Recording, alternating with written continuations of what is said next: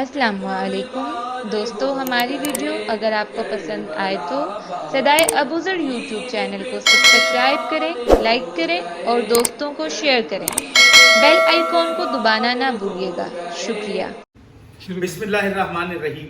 معزز خواتین و حضرات، آج صدائے ابوذر فورم پر صدائے ابوذر کے پیٹرن ان چیف جناب سید اسد رضوی،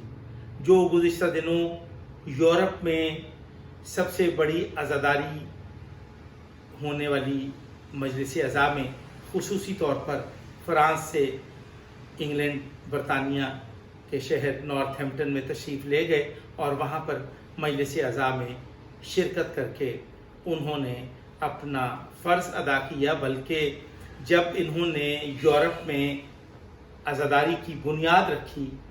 آپ کی اطلاع کے لیے عرض ہے کہ یورپ میں سب سے پہلے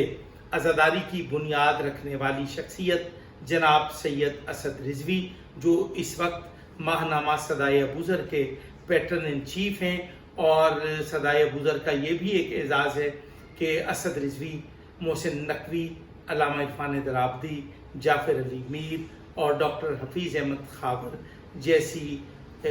پہاڑ قامت شخصیات کے معتمد ساتھی، اور سب سے بڑا اعزاز یہ کہ وہ امام حسین علیہ السلام کے عزادار ہیں۔ جناب اسد رضوی صاحب پاکستان کے ضلع گوجرانوالہ کے ایک نواحی قصبے رسول نگر میں بھی 5 دہائیوں پر محیط عزاداری کا ایک عشرہ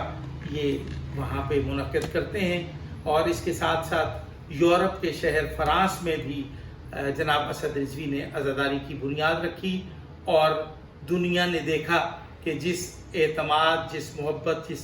انہماک سے انہوں نے عزاداری کی بنیاد رکھی، آج دنیا نے انہی کے نقش قدم پہ چلتے ہوئے ان کے مقابل آ کر کوشش کی کہ عزاداری کو کرے۔ لیکن جب انہوں نے عزاداری کی روح کو پامال ہوتے ہوئے دیکھا، عزاداری کی روح کو مسخ ہوتے ہوئے دیکھا، تو انہوں نے پیش قدمی کرنے کی بجائے یہ پیچھے ہٹ گئے اور خاموش ہو کر ایک عزادار کی حیثیت سے اپنی خدمات انجام دینے لگے۔ لیکن اب جو گزشتہ دنوں محراب اور ممبر کے درمیان جو فاصلے تھے، اور ممبر سے کچھ غلط باتیں، ایسی باتیں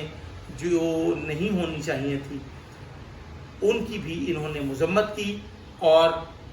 انہوں نے صف عزائے حسین کی حرمت اور وقار کی بحالی کے لیے جو انہوں نے کوشش کی، وہ بھی ایک موزن کا جذبہ ہے۔ میں التماس گزار ہوں کہ جناب سید اسد رضوی صاحب صدائے ابوذر فورم پہ ہم ان کو خوش آمدید کہتے ہیں، اور جو میں نے باتیں کی ہیں اس عنوان سے از خود یہ پورے یورپ سے عزاداری سے لے کے رسول نگر تک اس کے متعلق بیان فرمائیں گے۔ جناب اسد رضوی صاحب۔ جی شکریہ، بہت زیادہ ممنون جناب کا، آپ کی محبتوں کا مشکور ہوں۔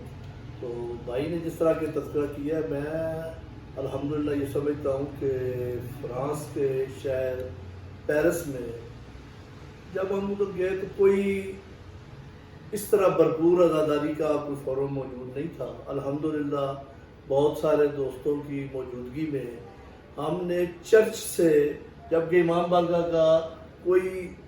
تعین کرنا بڑا مشکل تھا، ادھر جگہ لینی اور سب کچھ، تو ہم نے عزاداری کو چرچ سے نکال کر باقاعدہ امام بارگاہ شاہ نجف جو ہے وہ ادھر قائم کیا، اور امامیہ ایسوسی کے نام اپنی تنظیم کو رجسٹر کروایا، اور اس کے بعد جی امامیہ ایسوسی پیرس،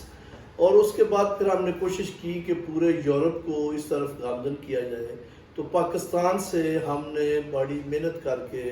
ذاکرین کو مدعو کرنا شروع کیا، جو میں سمجھتا ہوں کہ اس سے پہلے یورپ میں ذاکرین اس طریقے سے نہیں آتے تھے۔ پورے یورپ سے 25 ملکوں سے یورپین ہمارے دوستوں پاکستانیوں نے آنا شروع کیا، اور ہم نے باقاعدہ ان لوگوں کو، وہ ذاکرین کو ویزے اور سب کچھ وہ ان کو مہیا کیا، اور الحمدللہ بہت ہی اچھے طریقے سے پورے یورپ نے اس کا رسپانس بھی دیا، مومنٹ ہے، اور تعاون بھی کیا۔ لیکن اسے دیکھتے ہی دیکھتے جیسے ہی یہ کام شروع ہوا، اس کے بعد پھر چند پیشہ ور لوگوں نے اپنی آپ کو جعلی معزز ثابت کرنے کے لیے اس میں یہ کیا کہ وہ اس کی طرف لگے، اور اس میں انہوں نے بہت ساری ایسی چیزیں جس میں ان کے اپنے ذاتی مفاد وابستہ تھے، بلکہ میرے علم میں ہے لیکن میں چاہتا نہیں کہ اس پر مزید کھل کے بات کی جائے۔ ہم تو کر رہے تھے جذبہ حسینیت کے تحت کہ ٹکٹ، ویزا،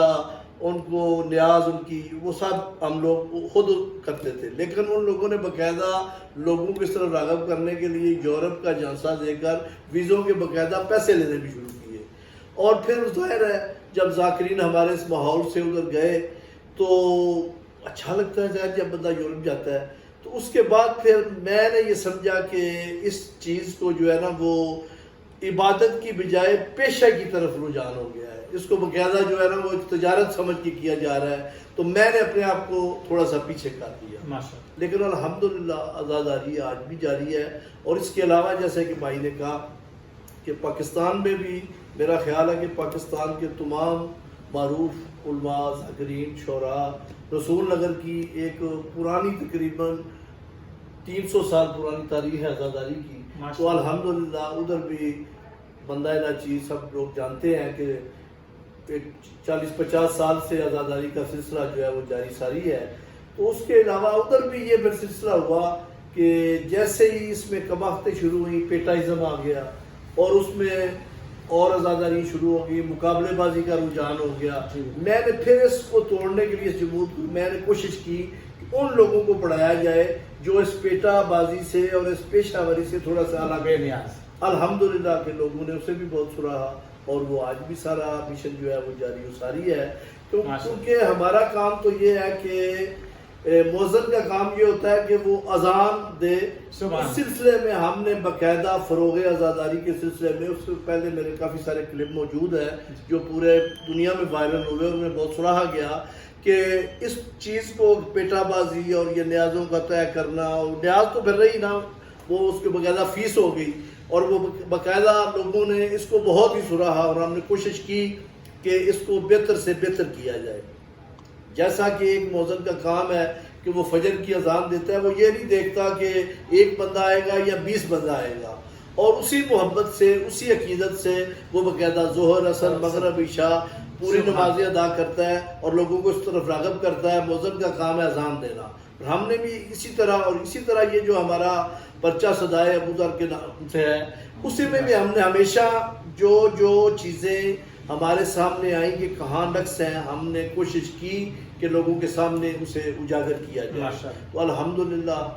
جو قوم ہے اس کا بڑا اچھا رسپانس دے رہی ہے، جس کے لیے میں خصوصی طور پہ اپنے بھائی رضا عباس نقوی کا بھی شکر گزار ہوں کہ یہ ماشاءاللہ مجاہد ملت ہیں اور اس چیز کو بڑے آسان طریقے سے نبھا رہے ہیں۔